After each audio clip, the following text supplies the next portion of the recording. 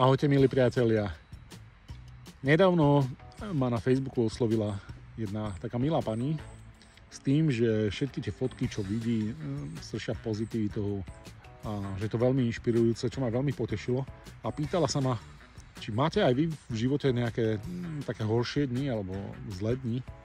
A musel som na to odpovedať úprimne, že nie, dni určite nie, ale tie chvíle a ťažšie chvíle ma určite počas dní sprevádzajú, tak ako si dovolím tvrdiť, že takmer každého, možno všetkých ľudí na tejto zemi. A s tým aj súvisí tento príspevok, ja by som sa s vami chcel podeliť o niektoré veci na túto tému, nakoľko ma myslím si, že tá otázka môže zaujímať teda mnoho ďalších ľudí. A s tým súvisí jedna veľmi zaujímavá skúsenosť, ktorú som mal v Londýne na jednom školení, kde Richard Bandler, zakladateľ neurolingvistického programovania, položil otázku, koľko šťastia v živote znesiete.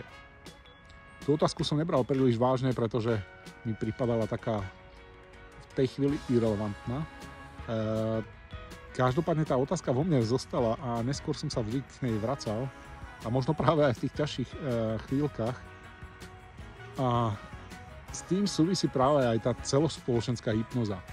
Priatelia, predstavte si, že by ste dostali schopnosť zvoliť si akúkoľvek emóciu, akú chcete a mohli by ste byť šťastní, no OK, povedzme tak, 24 hodín denne, 8 spíme a 16 hodín žijeme, áno, nejakým spôsobom fungujeme. Tak si predstavte, že 16 hodín by ste si navolili a mali by ste tú schopnosť, že by ste boli ultra šťastní a úplne jak leča, vysmiatí. Čo si myslíte? Akým spôsobom by vás označilo vaše okolie?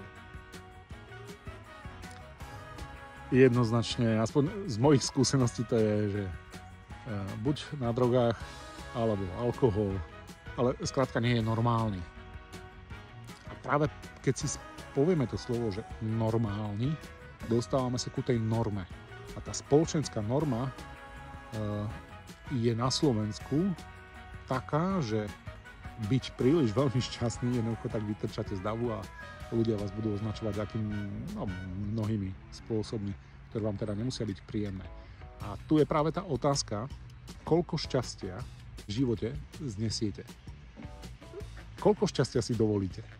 Ak vás táto téma zaujíma a chceli by ste vedieť, akým spôsobom získať nástroj na to, ako riadiť svoje emócie, napíšte mi to do komentáru.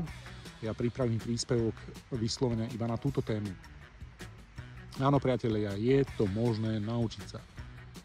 Aj keď možno si niektorí poviete, že to už nebude ono a tak ďalej.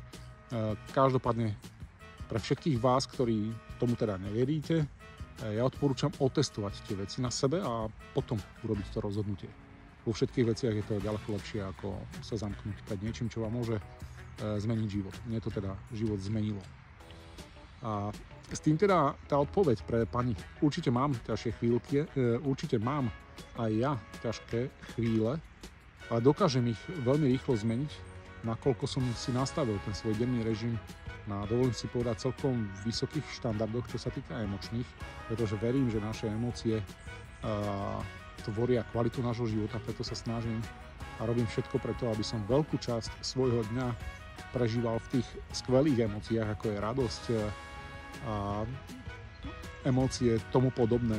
Samozrejme nevyhnem sa ani hnevu, ani frustrácii, ani smútku a je úplne normálne prežiť si tieto emócie. Tieto emócie tu sú z nejakého dôvodu a ja verím, že stvoriteľ nás stvoril dokonalých a tie emócie pre mňa osobne znamenajú vždy nejakú správu. To znamená, keď cítim nejaký hnev, tak je to vždy pre mňa nejaká správa, že potrebujem niečo zmeniť. Že niečo nie je normálne. Keď cítim smútok, takisto príjmam ten smútok, ale viem, že je to nejaká správa. Nemá význam bojovať s týmito emóciami, pretože pokiaľ by sme to robili, tak ich de facto ako keby posilňujeme. Ak by som mal povedať, čo teda prináša najviac radosti a šťastia do môjho života, tak bez zaváhania odpoviem pohyb. Jednoznačne aj teraz som na parku na svojom GoTrike. Je to bicykel pre handicapovaných, tento bicykel priniesol do môjho života úplne fantastický pohyb. Vďaka tomu bicyklu sa môžem poprechádzať aj po parku, aj ísť na miesta, kde by som sa za normálnych okolností nedostal. Takže touto cestou sa chcem opäť poďakovať všetkým ľuďom, ktorí takýto bicykel vynašli. Určite to bol zložitý proces. Každopádne je to úžasná vec. A vrátim sa k tomu, pohyb jednoznačne v mojom živote mi prináša najviac radosti. Samozrejme, pre naše šťastie a radosť vnímam ako minimálne rovnako dôležitú časť ako pohyb aj náš mindset, to znamená nastavenie našej mysle. Ak vás, priatelia, zaujíma niečo o mindsete alebo máte otázky smerom k tomu, akým spôsobom pracovať so svojou myslou, určite mi napíšte a ja veľmi rád pre vás pripravím na túto tému video. Čaute.